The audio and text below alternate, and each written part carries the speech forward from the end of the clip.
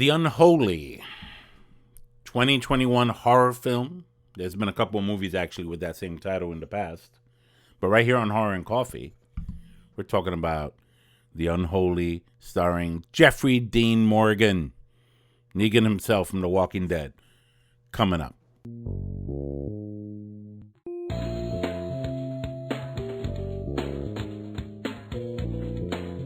If you like the content here, please consider subscribing. Tap on that bell for future notifications, for future Horror and Coffee content. And give me a like. You like. Okay, The Unholy. You know, I saw this movie this past weekend. It's been out since Good Friday. That's the irony of it. You see, for those of you who know me very well, I take my Catholic faith quite seriously. People were saying, oh, this is so offensive to Catholics. And when I watched it, I was like, this didn't offend me at all. I dare say I've seen content out there. I've seen films out there that had a lot more offensive material. Okay? And, as shocking as it did for me, I understood how it plays into the plot. The offense has to be there in order to feed the story because it's just a story. Okay? That's it.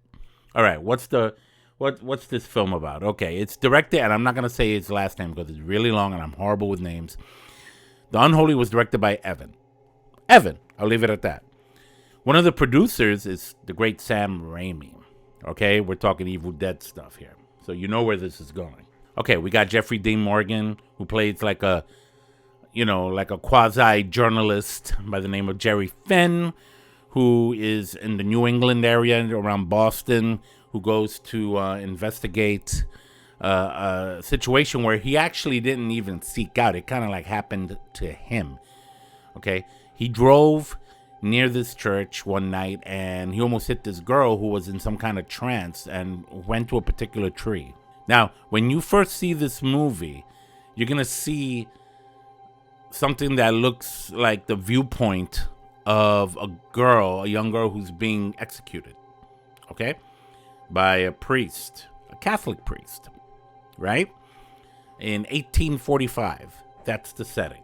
It also involves a porcelain doll in which something evil was contained. All this time later, we're in modern times, and Jerry, played by Jeffrey Dean Morgan, this girl named Alice, played by Cricket Brown. She is a new and upcoming actress, I believe. And the idea is that she's deaf. She can't hear, she can't talk. And then this event with a vision, supposedly of the Virgin Mary, gave her the ability to hear and talk again. All right? Or if she ever did. Her uncle, who happens to be the pastor of the nearby church, Father Hagen, played by William Sadler, is wondering what's going on here. Why is she, and then he's saying Mass, and Mass is said kind of funny. Again, it's one of these movies where I have to really put my sense of, okay, that's not right, that's not how it's done, when regards to Catholic practices and even beliefs. Trust me, beliefs are a big thing in this movie. She starts drawing a crowd, and it becomes a nationwide news thing where people are coming to her for healing. Oh, heal my son. A boy gets healed. A couple other people get healed of their illnesses and everything. And it's funny because there's something wrong here, right? So that this thing that's happening is kind of sinister, actually, in its origin. And it's tied to the girl in the very beginning, the opening shot. One thing I'll give about this movie is that it has good jump scares. I jumped a couple of times. I was like, oh, you got me there. That good. You got me there. However, when you see the demon or creature, ghost or whatever, it's like this hooded figure. And it reminds me of those, hooded figures in Lord of the Rings. That's my opinion. I'm just telling you what it reminded me of. Overall, I'm going to tell you straight up, this movie wasn't that good. It had a good start, but not such a good ending. It had an overdramatic climax, like to the point that there was too much dialogue. You know how like in the end of Wonder Woman 84, there was all that dialogue between one woman and that guy played by Pedro Pascal, that he's like doing this and that. And it was like, it felt drawn out. That's how this felt, drawn out. Another thing was, I love Jeffrey Dean Morgan. His work on The Walking Dead has been amazing. He's done other great projects over the years. But I have to admit, there were certain moments, not all, but there were certain moments when he was talking, I felt like he wasn't Jerry Fenn. I felt like he was Negan. I've been hearing that you've been having some Ghost Mary crap issues going on. Yeah, that's what it felt like. I'm sorry. I know he's a great actor again. Love the hell out of him. You know what I mean?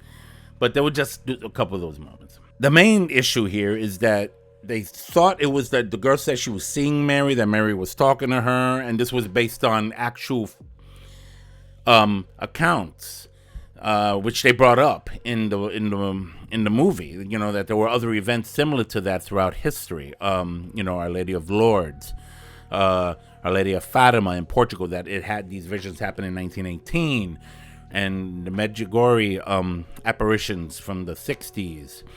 There's been many of these recorded throughout a history of these. But the only difference between those and this particular instance was that instead of trying to bring people to God, this particular Mary, which wasn't the right Mary, was trying to bring people to the devil. So, that's when things started getting crazy. People started dying, when they started figuring out what was going on, as Jerry was doing his little research, and he had the help of this other girl and a couple other priests, the Monsignor and a bishop. The Monsignor I liked, because the Monsignor was very skeptical, but he tried to, he ended up really trying to help out. The bishop, not too much. As a matter of fact, I found him as quite self-serving, not too different from real life. Some bishops today. Quite a few bishops this day.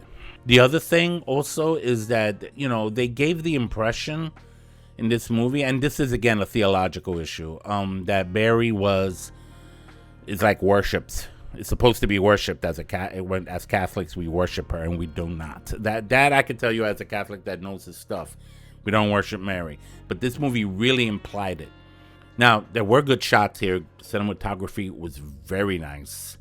The setting was right, New England. I mean, that's near Salem, so the Salem witch trials. There's that kind of, lore there that would connect to that, even though it's not mentioned in this film. But you get the story. Now, this movie was actually based on a book, and I'll be honest with you. I think if I had read the book first and then seen this movie, I would have appreciated it more. I would have given it more coffee cups. But in this case, I'm only going to give it two coffee cups. It's not impacting. It didn't impact me. It was like, okay, a lot of it was cliched horror of the day. Nothing outrageously nuts. I like the idea that they based the visions on actual events that did happen in history, like I mentioned earlier. But again, this movie failed to hit the mark, and I could see why many people didn't like this film. It had nothing to do really with my issues or my prejudices. It has more to do with just how it was made, how it was fleshed out from the novel. So there it is, my review of The Unholy. What are your thoughts about The Unholy? Talk to me, comment below, and share with me what you think of this film that came out in this year, 2021, when things are starting to slowly open up. I went to the movies to see this, okay? I could have reviewed it earlier, but the Godzilla Kong thing had me going for a couple of weeks there. I had to get that out of my system. But let me know what you think. Please comment below. Please consider subscribing. Ralph Perez, Horror and Coffee. Take care. If you like more horror, check out Horror Files on Levels of Geeks with my buddy Alex. Him and I, Agent Alex, Agent Ralph, go into the files to investigate all kinds of cool topics every Friday around 11 o'clock or 10 o'clock, somewhere around that time. Can't think of it straight, but I'll put the link below to Levels of Geeks to that channel so you can be on up to speed on when our next Horror Files happens. Definitely every Friday night. So please check it out, okay?